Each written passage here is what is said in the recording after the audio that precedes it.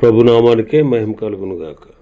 కూడి వచ్చిన మీ అందరికీ, కర్మల ఆత్మీయ సహవాస సంఘ విశ్వాసులందరికీ మన ప్రభువును ఆయన ప్రియ కుమారుడునైన యేసుక్రీస్తు వారి శ్రేష్టమైన నామంలో శుభములు మరియు అందరికీ వందనాలు. యెహెజ్కేలు గ్రంథం 18వ అధ్యాయాన్ని మనం ధ్యానం చేసుకుంటున్నాం. యెహెజ్కేలు గ్రంథం 18వ అధ్యాయం. ఈ అధ్యాయంలో వ్యక్తిగత బాధ్యతను గూర్చిన సందేశాన్ని మనం చూస్తాం. మరి తండ్రులు ద్రాక్షకాయలు తినగా పిల్లల పళ్ళు పులిసెను అనే సామెతకు జవాబు ఈ అధ్యాయంలో ఇస్తున్నారు. ఇర్మియా కూడా అదే మాట చెప్పారు. అయితే ఒకడు నీతిపరుడై నీతి న్యాయములు అనుసరించిన వాడై ఉంటే అంటూ వాడేం చేయకూడదో అది చెబుతూ వచ్చాడు. నీతిపరుడు అంటే ఏంటి? మారు మనసు పొంది విమోచకుని నమ్మి విశ్వాసము ద్వారా నీతిగా తీర్చబడినవాడు నీతిపరుడు.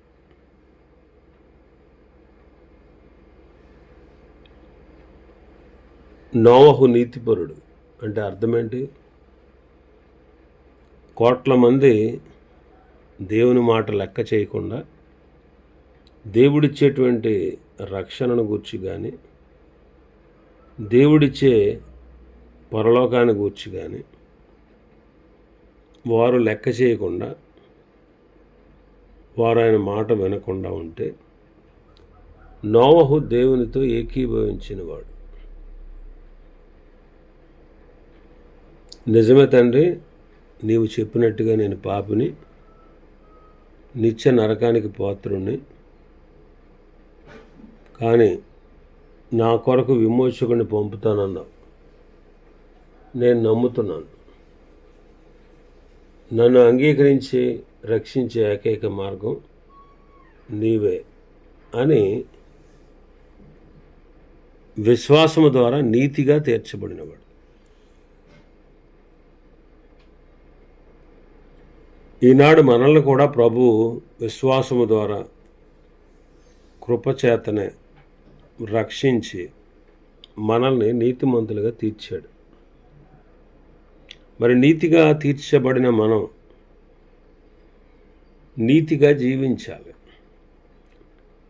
నీతిమంతులుగా తీర్చబడ్డాం, నీతిమంతులుగా మార్చబడాలి. అది మన బాధ్యత. కాబట్టి ఇక్కడ నీతిగా జీవించినవాడు, నీతిగా తీర్చబడినవాడు నీతిగా జీవించుటకు ఏ పనులు చేయాలి ఇక్కడ రాశాడు. 6వ వచనం నుంచి, పర్వతముల మీద భోజనము చేయకయు, ఇశ్రాయేలులు పెట్టుకొనిన విగ్రహముల తట్టు చూడకయు, తన పొరుగువాని భార్యను చెరపకయు, బహుష్ట అయిన దాన్ని కూడకయు అంటున్నాడు. పర్వతముల మీద భోజనము చేయకూడదు.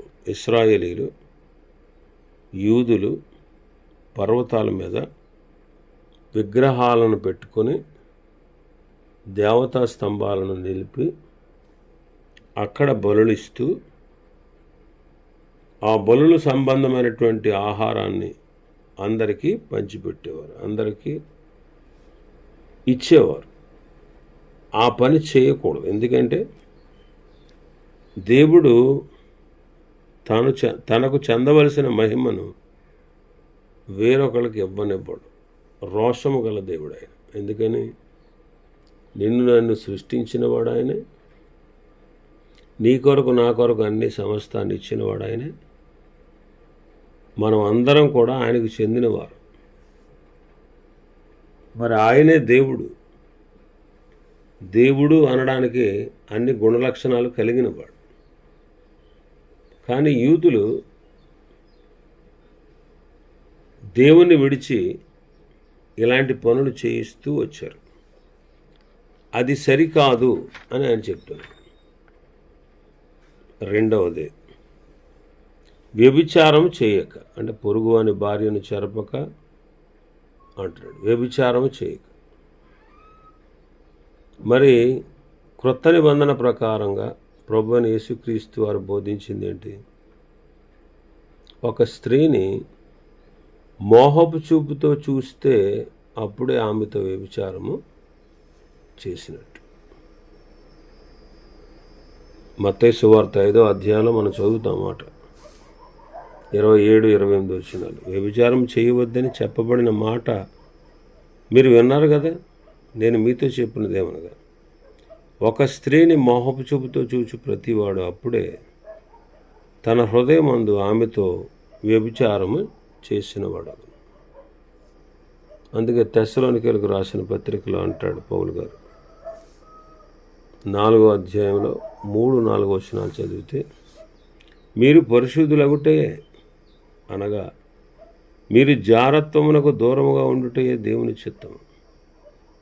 మీలో ప్రతివాడును దేవుని ఎరగని అన్ని జనుల వలె కామాభిలాష యందు కాక పరిశుద్ధత యందును ఘనత యందును తన ఘటమును ఎట్లు కాపాడుకొనవలెనో అది ఎరిగి ఉండుటయే దేవుని చిత్తం. దేవుని ఎరగని అన్ని జనులు కామాభిలాష యందు కాలం గడుపుతారు, కానీ మనం పరిశుద్ధతలో కొనసాగాలి. ఇంకా మూడవది, ఎవరిని బాధ పెట్టకూడదు. 7వ వచనం, ఎవరినైనా బాధ పెట్టకయు రుణస్థునికి అతని తాకట్టును చెల్లించి బలత్కారము చేత ఎవరికైనాను నష్టము కలగజేయకుండువాడై అంటారు. ఎవరిని బాధ పెట్టకూడదు, ఎవరిని బాధ పెట్టకూడదు. నిర్గమాకాండం 22వ అధ్యాయం 21, పరదేశిని విసిగింపవద్దు, బాధింపవద్దు. మీరు ఐగుప్తు దేశంలో పరదేశులై ఉంటిరి కదా. కాబట్టి ఎవరిని కూడా బాధ పెట్టకూడదు. ఇంకా మనం చూస్తే ఆకలి కొనిన వానికి ఆహారం ఇచ్చి, దిగంబరికి బట్టలిచ్చి, అంటే పేదల పట్ల దయార్థ హృదయం కలిగిన వారుగా ఉండాలి. పేదల పట్ల దయార్థ హృదయం కలిగిన వారుగా మనం ఉండాలి అంటాడు. బేదలను కటాక్షించువాడు ధన్యుడు, ఆపత్కాలమందు యెహోవా వానిని తప్పించును అంటాడు సామెతల గ్రంథకర్త, కీర్తన గ్రంథకర్త 41వ కీర్తనలో. బేదలను కటాక్షించువాడు ధన్యుడు, ఆపత్కాలమందు యెహోవా వానిని తప్పించును అంటారు. తప్పించు. బేదలను కనికరించువాడు యెహోవాకు అప్పిచ్చువాడు, వాని ఉపకారానికి ఆయన ప్రత్యుపకారం చేస్తాడు అంటాడు సామెతల గ్రంథకర్త 19:17. 19:17 దరిద్రుల మర్ర వెనక చెవు మూసుకునేవాడు తాను మొర్రపెట్టినప్పుడు అంగీకరింపబడడు అంటాడు సామెతలు 21:13. కాబట్టి ఈనాడు కూడా మనం పేదలైన సహోదరుల మీద దయార్థ హృదయం కలిగిన వారుగా ఉండాలి. వారి పట్ల దయ చూపించే వారిగా ఉండాలి. గలతీ పత్రికలు అంటాడు పౌలు గారు, మేము బేదలను జ్ఞాపకం చేసుకున్న వారని మాత్రమే వారు కోరారు, అలాగూ చేయుటకు నేను కూడా ఆసక్తి కలిగి ఉన్నాను. కాబట్టి మనం పేదలను జ్ఞాపకం చేసుకోవాలి. వారి పట్ల దయార్థ హృదయము కలిగిన వారుగా మనం ఉండాలి. ఎందుకంటే ఆయన మన నిమిత్తం ప్రాణం పెట్టాడు కాబట్టి. క్రీస్తు ప్రేమను బట్టి మనం ప్రేమ ఎలాంటిదో తెలుసుకున్నాం కాబట్టి మనం కూడా మన సహోదరుల నిమిత్తము ప్రాణములు పెట్టబద్దులమై ఉన్నాం. కాబట్టి ఈ లోక జీవనోపాధి మనం కలిగిన వారమైండి సహోదరునికి లేమి కలగడం చూసి అతని ఎడల ఎంత మాత్రము కనికరము చూపని వాని యందు దేవుని ప్రేమ ఎలా నిలుస్తుంది అంటూ యోహాను గారు అంటారు, చిన్నపిల్లలారా, మాటతోనూ నాలుగుతోనూ కాక క్రియతోనూ సత్యముతోనూ ప్రేమించండి. క్రియతోనూ సత్యముతోనూ ప్రేమించండి. ఇంకా మన భాగంలోకి వస్తే 8వ వచనం, వడ్డీకి అప్పుయ్యకయు లాభము చేపట్టకయు అన్యాయం చేయక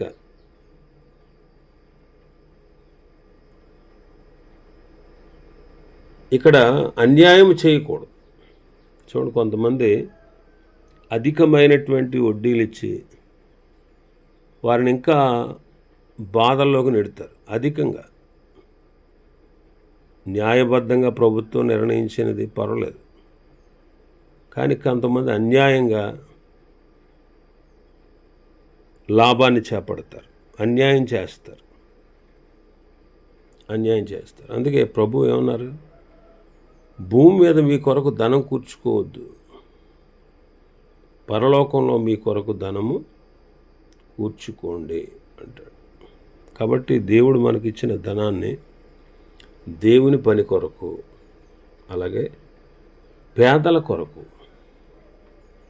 వాడడం అనేది ఎంతైనా ప్రయోజనం.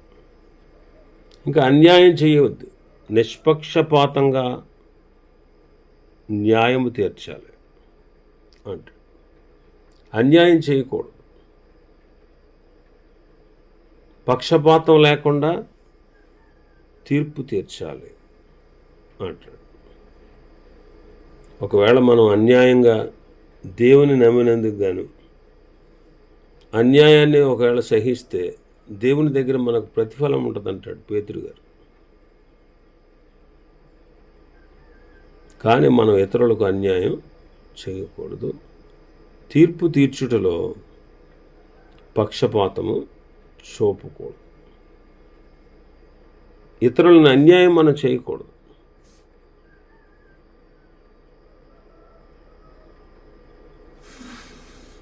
సత్యమును అనుసరించే తీర్పు తీర్చాలని ఉంటుంది వాక్యంలో.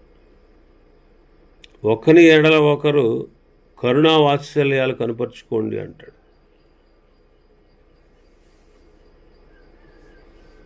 జకర్యా గ్రంథం 7వ అధ్యాయం 9వ వచనం,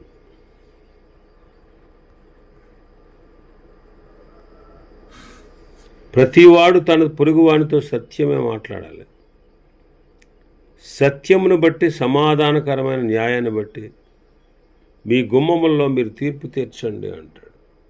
జకర్యా గ్రంథం 8:16. జకర్యా గ్రంథం 8వ అధ్యాయం 16వ వచనం, వెలిచూపును బట్టి తీర్పు తీర్చక న్యాయమును బట్టి తీర్పు తీర్చండి అంటారు. మనుషుల్ని బట్టి కాదు. మనుషుల్ని బట్టి మనం ఎప్పుడు తీర్పు తీర్చకూడదు. మనుషుల ముఖాన్ని చూసి, మనుషుల యొక్క స్థితిగతులను చూసి మనం ఎప్పుడు కూడా తీర్పు తీర్చకూడదు. తీర్పు తీర్చుటలో పక్షపాతము చూపకూడదు. ఇంకా యథార్థవంతుడు 9వ వచనం, యథార్థపరుడై నా కట్టడలను గైకొనుచు నా విధులను అనుసరించుచు ఉండిన ఎడల వాడే నిర్దోషియగును, నిజముగా వాడు బ్రతుకును. ఇదే ప్రభు అని యెహోవా వాక్కు. యథార్థపరుడై నా కట్టడలను గైకొనుచు నా విధులను అనుసరించుచు ఉండువాడే నిర్దోషియే, నిజముగా వాడు బ్రతుకుతాడు అంటాడు. నా కట్టడలు, నా విధులు అంటే దేవుని యొక్క వాక్యం. వాక్యానుసారముగా జీవించుటయే దాన్నే బ్రతుకుట అంటారు. అలా వాక్యానుసారంగా జీవిస్తే మనం బ్రతుకుతాం. అంటే ఇక్కడ బ్రతుకుట అంటే అర్థం ఏంటంటే దేవునిలోను ఉన్నటువంటి నిత్య జీవ ఆనందాన్ని మనం పొందుతాం. అది దాని యొక్క భావం.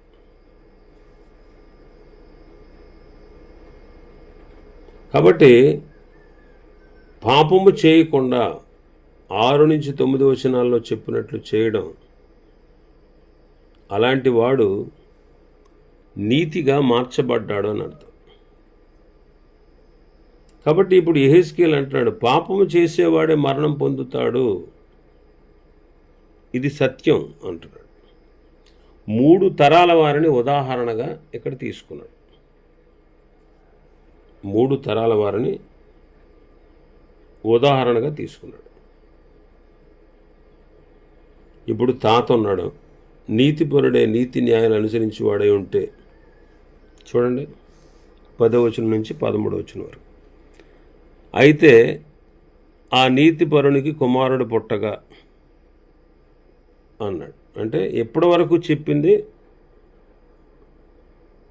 ఇతడు నీతి న్యాయాలు అనుసరించి నడిస్తే వాడు బ్రతుకుతాడు. అయితే ఈ నీతిపరుడికి కుమారుడు పుట్టాడు. వాడెలా ఉన్నాడు?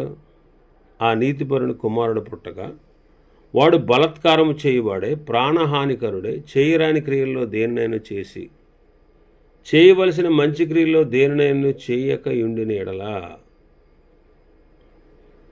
ఇంతకుముందు మనం చెప్పుకున్నాం కదా, పర్వతాల మీద భోజనం చేయక, పొరుగువాని భార్యను చెరపక, దీనుని దరిద్రుని బాధపెట్టి బలత్కారం చేత నష్టం కలుగజేయక, తాకట్టు చెల్లింపకపోవడం, విగ్రహాల తట్టు చూసి ఏ కృత్యాలు జరిగించడం, అప్పిచ్చి వడ్డీ పుచ్చుకోవడం, లాభం చేపట్టడం, ఈ మొదలగు క్రియలు చేస్తూ ఉంటే వాడు బ్రతుకుతాడా అని ప్రశ్నించి బ్రతకడు అని చెప్తున్నాడు. ఈ హేయక్రియలన్నీ చేశాడు కాబట్టి అవశ్యముగా వానికి మరణశిక్ష విధింపబడును, తన ప్రాణమునకు తానే ఉత్తరవాది.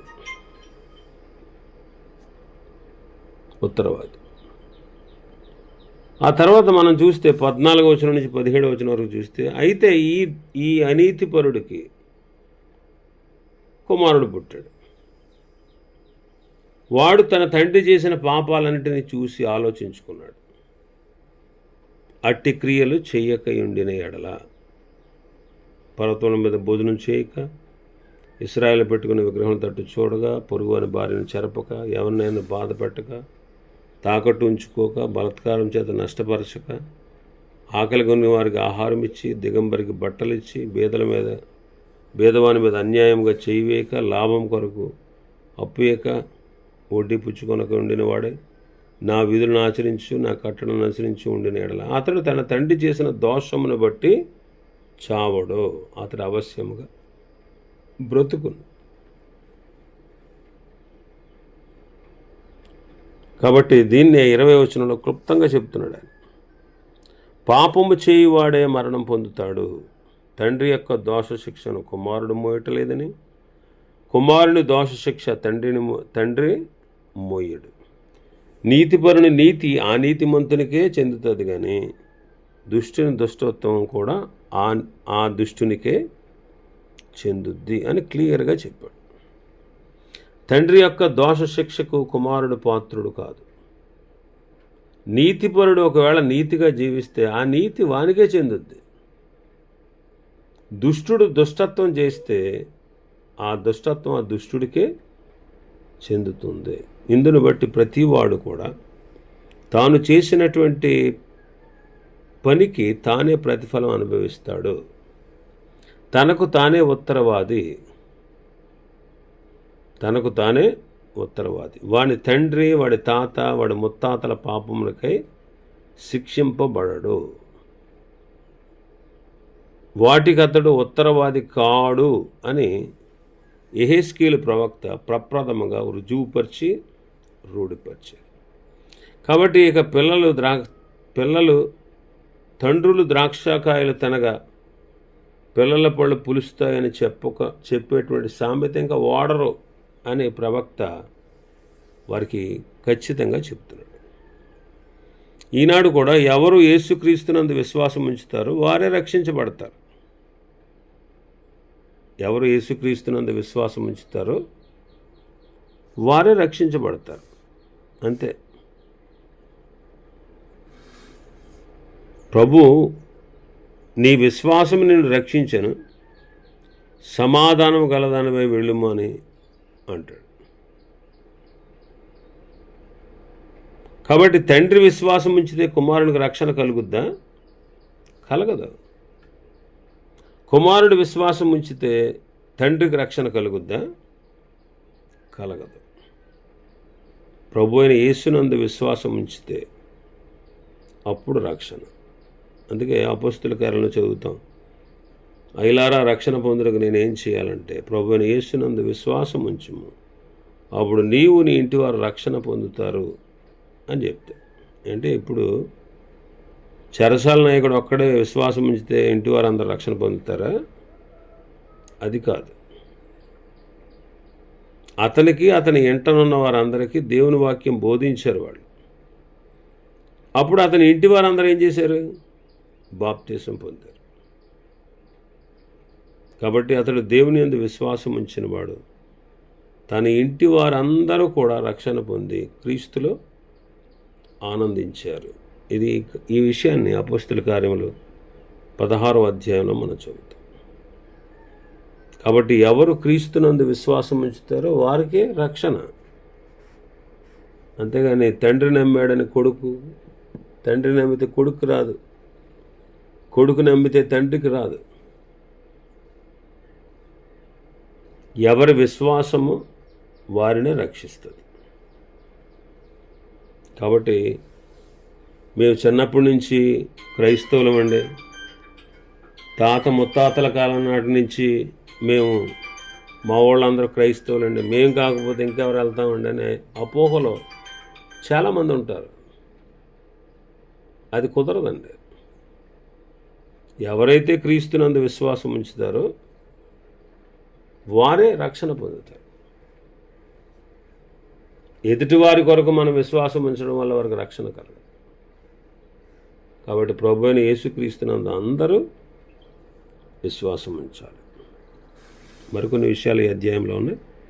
ప్రభు చిత్తమైతే రేపు దినం మరికొన్ని విషయాలు మనం ధ్యానం చేసుకుందాం. దేవుడి వర్తమాన వాక్యాన్ని మన వినికిడిలో ఆశీర్వదించును గాక. ఆమేన్.